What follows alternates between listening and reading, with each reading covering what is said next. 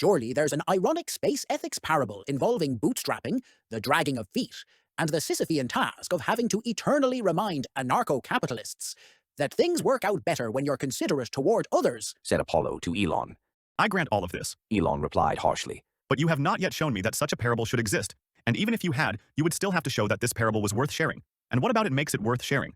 With some skepticism in their voice, Apollo asked, South, will you admit to me that if I can clarify the nature and value of such a parable, then it would be worth sharing? Elon responded without delay. Vacuous conditionals are always true, so the logicians say.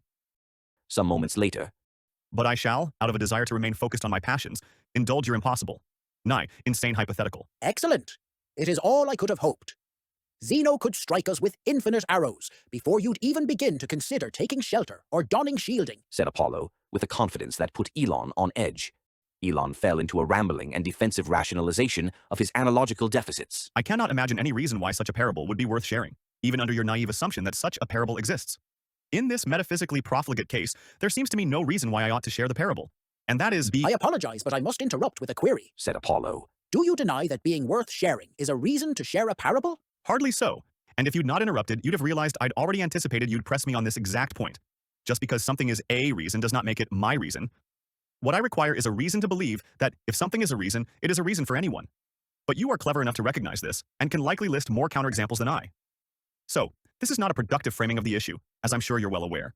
The issue is, you have not yet given me a reason to believe that if such a parable exists, and it exists only if it is worth sharing, then such a parable is worth sharing.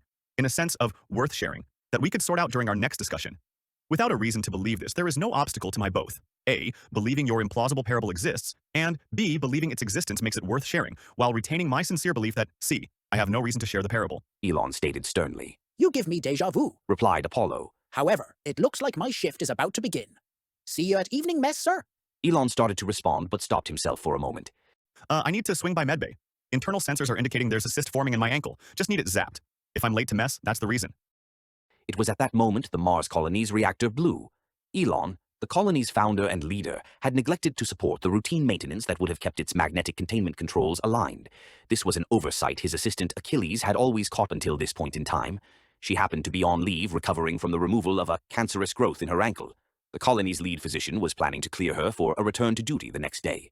The last word heard by anyone on Mars was Apollo's goodbye to Elon.